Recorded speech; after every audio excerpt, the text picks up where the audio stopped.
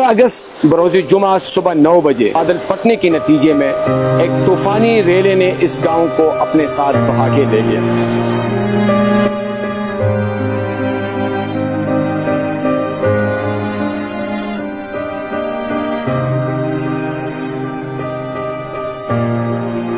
یہاں پہ جو کلاؤڈ برسٹ ہو گیا اور اس کے نتیجے میں شنے گاؤں سے 81 شہداء جو ہے وہ ہمارے شامل ہیں۔ ظہور احمد جو میرا چھوٹا بھائی بھی ہے، میرے جان تھے، بہت سارے لوگوں کو انہوں نے بچا لیا۔ ہمیں بچاتے بچاتے انہوں نے اس سیلابی ریلے کے اندر جام شہادت نوش کیا۔ اصل بات یہ ہے ہمارا یہ گھر جو ہے ابھی رہنے کا بھی نہیں ہے، ابھی ہم ٹین میں مطلب رہتے ہیں۔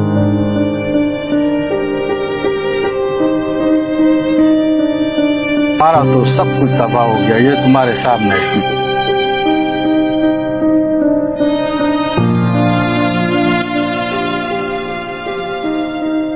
خدمت فاؤنڈیشن کا بہت زیادہ لوگ آئے ادھر خدمت کے لیے، گھروں کا صفائی بھی کیا، ہمارا ساتھ بہت زیادہ تعاون بھی کیا۔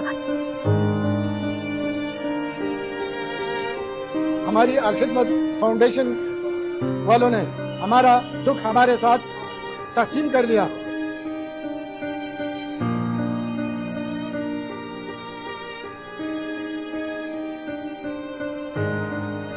ایک طرف ایک نسل شہید ہو گئی، دوسری طرف ایک نسل کی معیشت کی کمر ٹوٹ گئی۔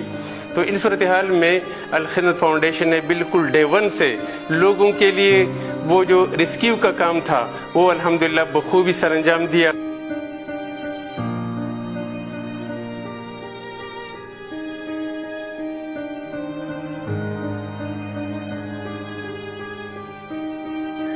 الخدمت کے رضاکار ظہور احمد نے ریسکیو آپریشن کے دوران اپنی شہادت سے جو سلسلہ شروع کیا وہ ابھی تک جاری ہے، اور ابھی تک ہزاروں کارکنان نے اپنا پسینہ بہایا، اپنا خون بھی اس میں بہایا، اور دن رات ایک کر کے منیر کے عوام کی خدمت جاری رکھی ہوئی ہے۔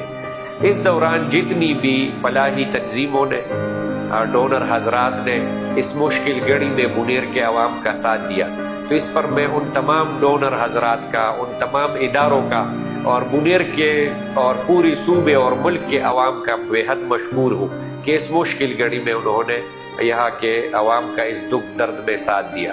اور میں امید کرتا ہوں کہ آئندہ بھی اہل خیر حضرات، ڈونرز حضرات اور فلاحی تنظیمیں اس مشکل گھڑی سے لوگوں کو نکالنے کے لیے اپنا کردار ادا کرتے رہیں گے۔